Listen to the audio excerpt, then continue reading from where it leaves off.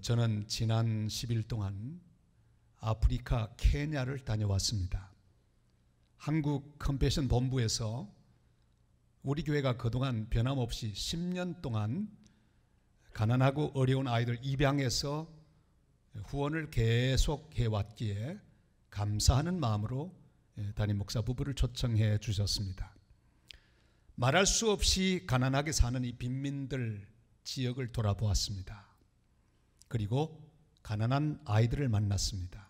고르고초, 무꾸로, 마타리 이런 어마어마한 슬럼 지역 모두를 돌아보았습니다. 다니는 10일 내내 눈물이 계속 흘러넘쳤습니다. 너무나 비참하게 살았기 때문입니다. 그리고 제 마음속에 이런 질문이 있었고 하나님 말씀과 함께 이렇게 질문이 제 입을 통해 나왔습니다. 주님께서 이들을 잊으셨을까? 성경 속에는 하나님께서 나를 잊으셨다 이런 말로 기록이 되어 있습니다. 우린 이 땅에 살면서 주께서 나를 잊으셨다는 생각을 하게 될 때가 있습니다. 슬럼 지역에 살고 있는 그 가난한 아이들, 버림받고 잊혀진 것처럼 보였습니다. 아무도 나를 기억하지 않고 내 사정 알지 못하여 버려진 것 같다는 생각을 하게 됩니다. 저 가난한 아이들 돌보는 사람도 없고 걱정하고 염려하고 그들의 미래를 계획하는 자들도 없는 저곳, 하루하루 그저 하루에 한 끼 먹으면 잘 먹는 그들을 보고 있으면 다 잊혀졌다, 버림받았다는 생각밖에 없습니다. 오늘 본문의 이스라엘 민족도 그런 생각을 꼭 했습니다. 바벨론 포로로 잡혀가서 430년을 살지 않습니까? 시간은 흘러가는데 돌아갈 기미는 보이지 않습니다. 고생이 이루 말할 수가 없습니다. 노예가 되었습니다.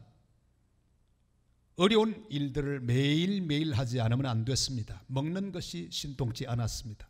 입는 것도 형편이 없었습니다. 마치 우리나라가 일본의 억압 속에서 36년 동안 고통당한 것과 비슷합니다. 그 당시 우리 민족들 다 탄식했습니다.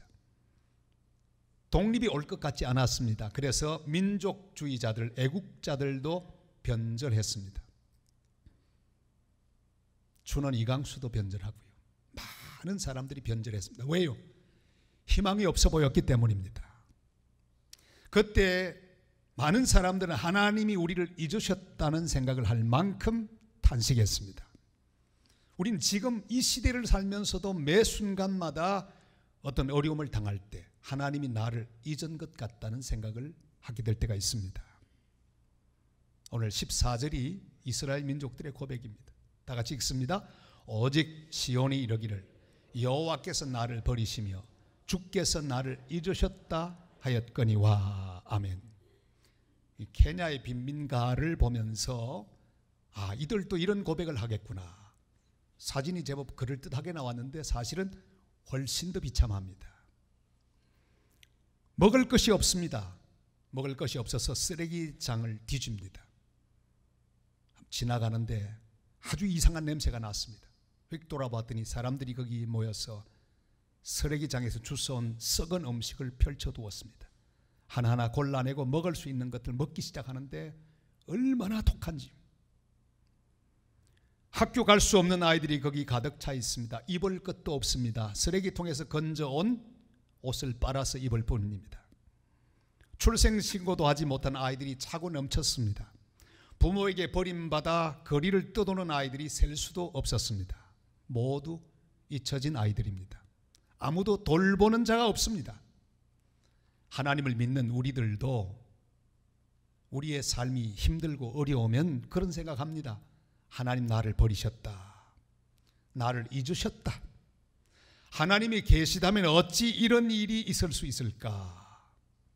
쓰레기 더미에서 음식을 찾아 먹고 병들어도 그대로 방치되고 어떤 기회도 주어지지 않는 아이들, 이들은 과연 버림받은 아이들일까? 이런 질문이 제 속에서 끊임없이 일어났습니다. 그런데 시간이 흐르면 흐를수록 주님은 이런 생각을 하고 있는 저에게 분명히 말씀하셨습니다. 내가 너를 잊겠느냐? 내가 그들을 잊겠느냐? 주님이 말씀하셨습니다. 우리 15절 말씀을 다 같이 읽겠습니다. 여인이 어찌 그 젖 먹는 자식을 잊겠으며 자기 태에서 난 아들을 긍휼히 여기지 않겠느냐? 그들은 혹시 잊을지라도 나는 너를 잊지 아니할 것이라. 아멘. 하나님께서 절대로 잊지 않는 이유를 설명하십니다. 부모와 자식 간의 관계를 통해 설명하시죠. 젖 먹는 자식과 어머니를 예로 드십니다. 절대로 잊지 않는 이유는 무엇입니까? 자기의 배에서, 태중에서부터 자라서 태어났기 때문입니다. 아무리 부족해도 자기 자식 버리지 않습니다. 그러나 이 어머니의 사랑도 한계에 봉착할 때가 있습니다. 사마리아 성이 애굽 군대에 포위되었을 때 어머니들은 그 사랑하는 자기의 자식, 오늘은 내 자식을 삶아 먹고 내일은 내 자식을 삶아 먹자, 그게 현실로 이루어졌습니다. 예루살렘 멸망할 때도 마찬가지였습니다. 서로의 아이를 잡아먹으면서 하루하루를 버텼습니다. 이건 우리나라에도 있었죠. 얼마 전에 어린 아기를 키우던 한 엄마, 아니 아기는 지금 죽고 굶어가는 것도 모르고 그걸 버려두고 부산에 다른 남자를 찾아서 내려왔어요. 아기는 잃어버리고 자기 혼자 쾌락 속에 빠졌습니다. 그리고 돌아가 보니 그 아기는 죽어 있었습니다. 비정한 엄마죠. 혹시 이런 일이 있습니다. 보통 그렇지 않고요. 그러니까 그걸 신문에 싣고 잡아서 벌 주지 않습니까? 그러나 인간은 혹시 버릴 수 있을지 몰라도 하나님은 절대로 버리지 않는다고 말씀하십니다. 하나님 사랑은 절대 변하지 않습니다. 우리를 절대로 잊지 않으십니다. 왜냐하면 우리를 낳으셨기 때문입니다. 우리를 지으셨기 때문입니다. 우리를 선택해 주셨기 때문입니다. 다른 사람 경우는 잘 모르겠습니다. 그러나 우리는 우리 자신을 바라보십시다. 주님은 나를 만드셨고 나를 택하셨고 나를 부르셨고 나를 하나님의 자녀로 삼아주셨습니다. 우리 한 사람 한 사람을 향해 주님 말씀하시죠. 이사야 44장 1절 2절 말씀 다 같이요. 나의 종 야곱, 내가 택한 이스라엘아, 이제 들으라. 너를 만들고 너를 모태에서부터 지어낸 너를 도와줄 여호와가 이같이 말하노라. 나의 종 야곱, 내가 택한 여수르나 두려워 말라. 아멘. 주님 우리를 잊지 않으시는 이유가 분명합니다. 우리를 지으셨고 우리를 택하셨기 때문입니다. 우리를 자녀 삼으셨기 때문입니다.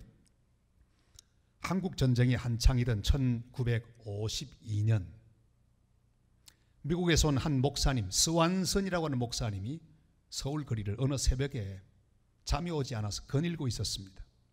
그런데 사람들이 쓰레기 더미 같은 것을 버리기 시작했습니다. 저분이 바로 스완슨 목사님이죠. 쓰레기 더미를 버리는데 무슨 쓰레기일까 궁금해서 가까이 가보았습니다. 깜짝 놀랄 광경이었습니다. 그것은 바로 밤새 굶주리고 추위에 꽁꽁 얼어붙은 아이들의 시체였기 때문입니다. 너무나 쓰라린 가슴을 안고 깡통 하나를, 거지가 동냥하던 깡통 하나를 들고 미국으로 갔습니다. 구원자를 모으기 위해 호소합니다. 그리고 돌아와서 1953년에 세운 기구가 바로 컴패션입니다. 그로부터 41년 동안 무려 한국과 10만 명을 입양하고 후원했습니다. 그리고 이제 드디어 한국을 1993년에 떠났습니다. 컴패션은 떠나갔습니다. 왜요? 이젠 경제 사정이 다 좋아졌기 때문입니다. 그리고 10년 뒤 2003년 한국은 세계에서 처음으로 도움받던 나라에서 돕는 나라로 변화했습니다. 그리고 한국 컴패션이 문을 열었습니다. 지금 한국에서부터 출발하여 전 세계로 흩어지는 사랑의 손길, 무려 12만 명을 그렇게 도우며 입양하고 후원하고 빚을 갚고 있습니다. 전 세계적으로 180만 명이 혜택을 받으며 사랑의 손길에 의하여 양육을 받고 있습니다. 이번에 가서 보니 그 선택은 참으로 놀라웠습니다. 제 생각은 여러 아이들 가운데 좀 똑똑하고 쓸만한 아이들을 이렇게 뽑는 것 아니겠는가. 조금 건강도 괜찮고 인물도 좀 반반한 아이를 택하지 않겠는가. 우리 한국에서 입양하는 사람들 얘기 들어보면 인물을 본다고 합니다. 건강한지 건강하지 않은지. 특별히 인기가 있는 건 여자아이가 인기가 있대요. 남자아이들은 잘 안 하려고 한대요. 저도 그런 줄 알았습니다. 가서 보니 선택의 원칙이 있었습니다. 될 수 있으면 더 가난한 아이, 더 약한 아이, 더 버림받은 아이 순서로 선택하는데, 다는 할 수 없으니 그 가운데 가장 어려운 아이들을 뽑아나가는 그런 선택의 원리를 보고 하나님의 선택과 비슷하구나 하는 걸 느꼈습니다. 하나님 우리 선택하실 때 우리 인물 보지 않습니다. 우리 성격 보고 성격 좋은 사람 택하지 않습니다. 우리의 배경을 보고 배경 좋은 사람을 택하지 않습니다. 오직 하나님의 은혜로 우리의 모습 그대로 하나님 우리를 선택하여 주십니다. 그래서 우리는 여기 이 귀한 자리에 선택받아 앉아 있습니다. 그런데 놀라운 것은 이 아이를 택할 때 이미 태어난 아이를 택하는 게 아니라 태아에서부터 선택한다는 사실을 또 확인했습니다. 왜냐하면 이 태아에 있을 때, 태중에 있을 때 영양은 평생을 가기 때문에, 어머니 뱃속에 있으면서 영양 공급받지 못하면 태어나서 죽을 확률이 높고 잘못된 확률이 높기 때문에 태중에 있는 생명부터 어머니와 함께 택하는 거예요. 우리는 그들에게 음식을 주는 프로그램도 참여했습니다. 버림받은 아이들이 태중에서부터 보호를 받습니다. 영양을 공급을 받습니다. 그리고 엄마가 그 아기를 위하여 기도하는 것 배워가지고는 가르쳐 줍니다. 기도해 줍니다. 주님, 이 뱃속에 있는 이 아이를 축복해 주옵소서. 그리고 말합니다. 얘야, 너는 하나님의 사랑을 받은 생명이란다. 좀 이따가 보자. 하나님 너를 훌륭하게 키워주실 것이다. 선택을 받고 어린 태중에서부터 그렇게 생명이 자라기 시작합니다. 의료 혜택을 보고 영적 돌봄을 받고 날마다 감사하고 기도하는 어머니의 태중에서 자라고 있는 것을 확인할 수 있었습니다. 그들만 모이는 그 프로그램을 또 보았어요. 어머니들이, 그 신나는 케냐의 어머니들이 앞에 나가서 춤을 추고 노는데 얼마나 훌륭한지 그 모습 보고요 깜짝 놀랐습니다. 여러분 보세요. 이 가난한, 그러나 얼굴 표정을 보세요. 완전히 달라졌어요. 저 뱃속에는 아이가 자라고 있고 이미 태어난 아이들도 있습니다. 1살까지 돌보기 때문에. 그런데 저 가운데 30%가 에이즈 환자들입니다. 절망이죠. 에이즈 환자인 채로 그냥 나오면 아주 쉽게 에이즈에 감염이 됩니다. 그러나 의료 혜택을 주며 잘 돌보면 그 아이는 에이즈에 감염되지 않는다고 합니다. 그들은 기쁨으로 하나님을 노래하면서 어린 아기를 축복하면서 그렇게 사랑을 베풀고 하나님의 은혜 중에 그렇게 돌봄을 받고 있는 것을 보았습니다. 그리고 태어나면 자립할 때까지 입양 후원을 받으면서 자라나 한 사람의 지도자로 성장하는 것 역시 또 확인할 수 있었습니다. 이 일을 1대1로 진행하는 것을 보았습니다. 사랑하는 여러분, 우리 인생의 희망은 하나님의 선택으로부터 시작이 되었습니다. 그가 우리를 택하셨기에 우리 인생에 희망이 생겼습니다. 한 아이의 집에 갔었습니다. 그 아이 이름은 참 좋은 이름이에요. 존 칼빈. 이름이 얼마나 좋습니까? 그런 이름 외에는 아무 희망이 없어요. 남편은, 저 아이의 아버지는 집을 나가고 말았습니다. 엄마가 할 수 있는 일은 아무것도 없었습니다. 쓰레기 더미에서 주워온 옷을 빨아주는 일밖에 없었습니다. 그렇지만 그는 아이와 함께 선택을 받았습니다. 미래는 보장되었습니다. 선택하시는 하나님의 보장은 무엇입니까? 하나님의 사랑이죠. 교회를 통해 그는 돌봄을 받고 있었습니다. 후원자가 후원 양육을 통해서 그를 돌보고 있었습니다. 더러 후원하는 사람이 후원을 중단하는 경우도 있답니다. 통계를 보면 누가 제일 중간에 잘 끊느냐, 제일 빨리 남비처럼 후루룩 끌어올라서 입양을 결정하는 것도 잘하지만 끊는 것도 제일 잘하는 민족, 우리 한국 민족이에요. 중간에 끊긴 사람이 참 많았습니다. 그럼 끊으면 그 아이는 어떻게 하냐? 놀라운 사실을 보았습니다. 우리 한국 사람이 끊어버려도 후원은 중단하지 않고 어떻게 하든지 그 후원을 이어가고 있는 것을 보았습니다. 한 번 선택은 영원하다는 사실을 알았습니다. 이것은 우리의 믿음과 마찬가지죠. 하나님 우리 한번 선택하고 부족하다고 해서 버리지 않습니다. 선택은 영원합니다. 사랑하는 여러분, 우리 인생도 마찬가지입니다. 내가 믿던 사람이 나를 버릴 때가 있습니다. 내가 의지하던 사람이 나를 팽개칠 때가 있습니다. 어제까지 나를 좋아하던 사람이 오늘 그만 싫어할 때도 있습니다. 그러나 우리를 선택하신 하나님 사랑은 절대로 변함이 없습니다. 우리가 비록 연약하여 어긋난 길로 갈지라도 하나님의 선택은 취소되지 않습니다. 반드시 우리를 연단하시고 우리를 키우셔서 하나님 원하는 사람으로 세워주실 것입니다. 주님 약속하셨죠. 16절 말씀 다 같이요. 내가 너를 내 손바닥에 새겼고 너의 성벽이 항상 내 앞에 있나니.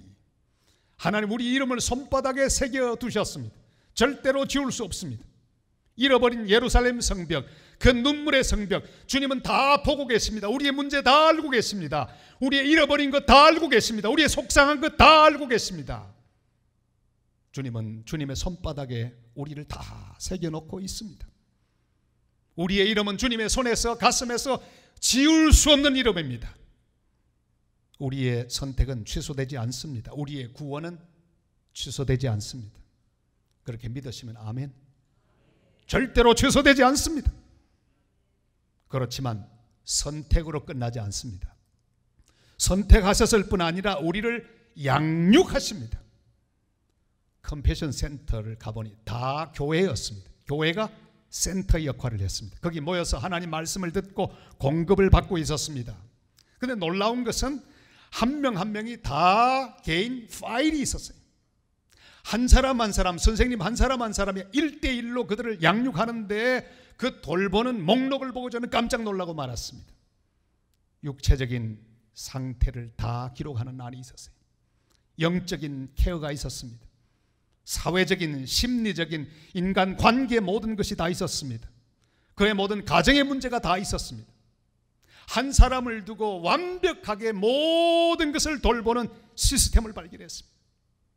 얼마나 놀라운지. 부모 있는 자식보다 훨씬 더 돌봄을 잘 받고 있었습니다. 이런 돌봄과 사랑의 양육으로 자라는 아이들 무려 94%나 고등학교를 거쳐 대학을 간다는 사실을 보고 깜짝 놀랐습니다. 지금 우리나라도 대학 진학률은 70%밖에 되지 않습니다. 빈민촌 키베라에는 무려 150만 명이 살고 있습니다. 거의 대부분 술과 마약과 폭력에 노출되어 살다가 40세에 죽습니다. 그렇지만 선택을 받고 돌봄을 받는 아이들은 잘 자라납니다. 예수님 사랑으로 성장해서 꼭 필요한 사람이 되는 것을 보았습니다. 이사야 44장 21절 이렇게 말씀하죠. 다 같이요. 야곱아 이스라엘아 이 일을 기억하라. 너는 내 종이니라. 내가 너를 지었으니 너는 내 종이니라. 이스라엘아 너는 나에게 잊혀지지 아니하리라. 할렐루야. 잊혀지지 아니하리라. 우리의 이름은 잊혀지지 않습니다.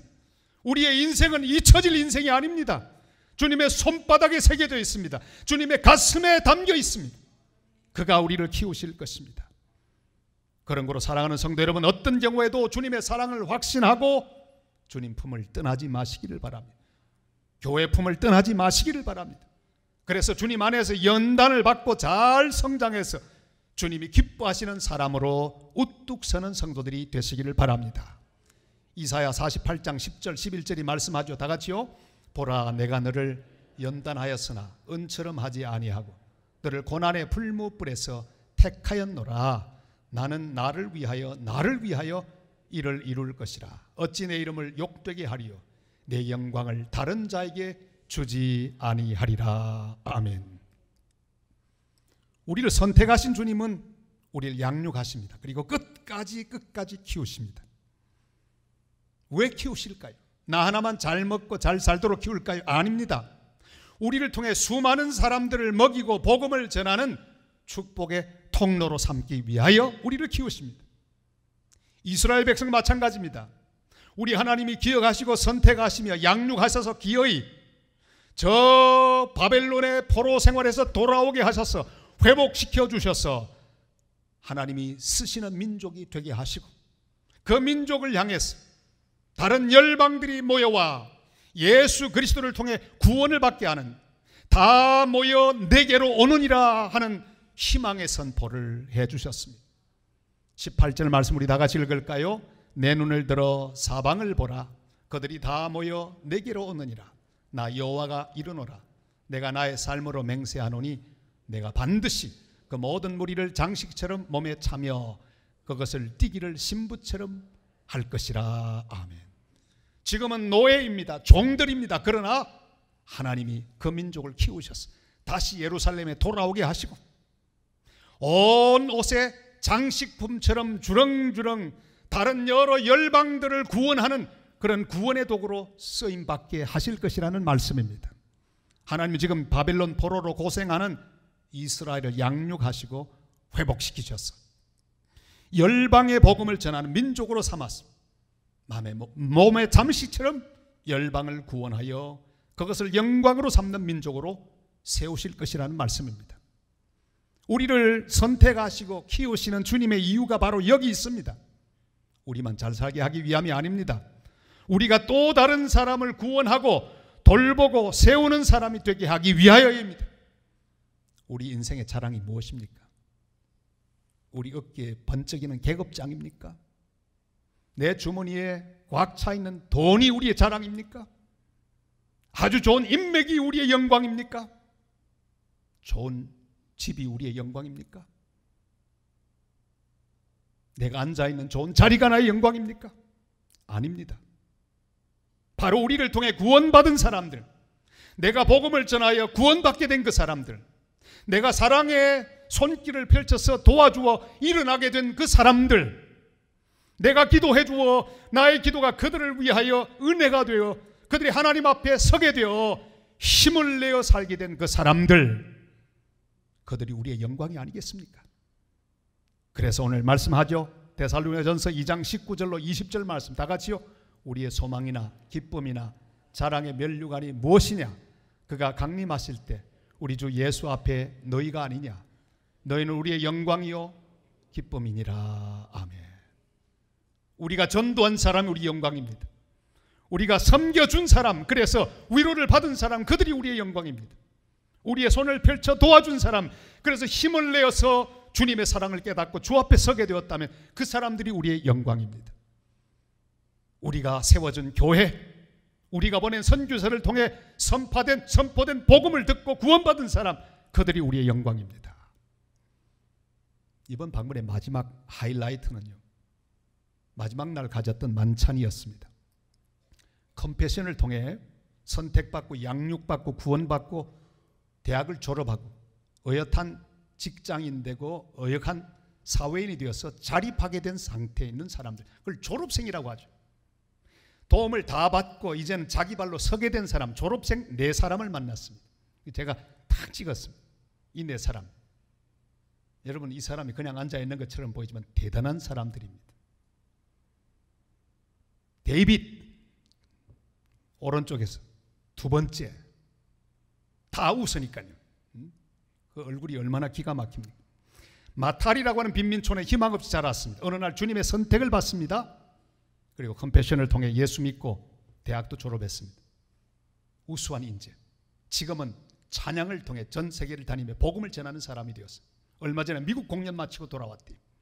그리고 이제는 신학교를 가서 목사님이 되겠다고, 그리고 안수받아서 주님의 종 되겠다고 데이빗을 만나고 하나님께 영광 돌렸습니다. 제일 오른쪽에 있는 사람의 이름은 니콜라.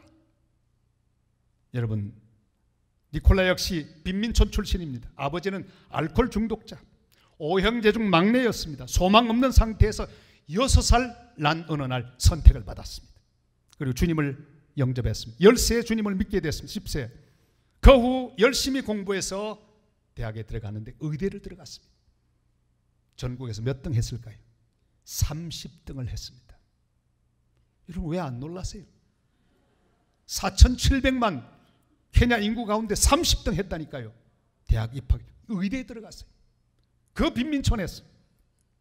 그리고 졸업했습니다. 이번 12월에 드디어 의사가 됩니다. 할렐루야. 기적이 아니겠습니까? 어려운 사람을 돕겠다고 그의 계획을 이야기하는데 얼마나 가슴이 뜨거워졌는지. 세 번째 있는 저 자매 이름은 브렌다. 얼마나 예쁜지 몰라요. 얼마나 인품이 훌륭한지 몰라요. 그는 어붓 아버지를 통해서 학대를 받았습니다. 절망적으로 살던 빈민촌에 희망 없는 그런 자매였습니다. 어느 날 주님을 만납니다. 컴패션을 만납니다. 그리고 새로운 희망을 발견했습니다. 후원자와 더불어 연결되었습니다. 그가 인생을 포기할 만큼 어려워질 때마다 후원자가 보낸 편지가 힘이 되었다고 합니다. 그 편지에는 얘야, 너의 안에 미래가 있다. 주님이 계시다. 그 말을 듣고 그는 일어나서 끝까지 달려 기어이 졸업을 하고 지금은 디자인 회사를 경영하는 사장님이 되셨습니다. 그리고 제일 마지막에 있는 사람 이름은 보니. 세계 제1의 빈민촌 인구 1000명당 화장실 하나밖에 쓰지 못하는 희망 없는 곳, 마약과 폭력이 난무하는 곳 키베라에 그는 살았습니다. 세계 제1의 빈민촌은 키베라입니다. 그리고 어느 날 주님 만났습니다. 후원자를 만났습니다. 그리고 고등학교까지 열심히 공부 잘하여 졸업했는데 최우수 학생이 되었습니다. 또 안 놀라시네요. 케냐 전체에서 1등. 기적이 아니겠습니까? 대학을 졸업하고 그는 지금 광고 전문가로 주님을 섬기고 있습니다. 돈 잘 법니다. 그는 이렇게 고백합니다. 키베라에 소망 없다는 말 거짓말이었습니다. 키베라에도 주님이 계셨고 주님은 나와 함께 계셨고 나를 그곳에서부터 끄집어내어 주셨습니다. 사랑하는 여러분, 주님은 절망적인 그들을 잊지 않으셨습니다. 은혜로 선택하셨고 불러주시며 사람들을 붙여주셨고 양육하여 주셨습니다.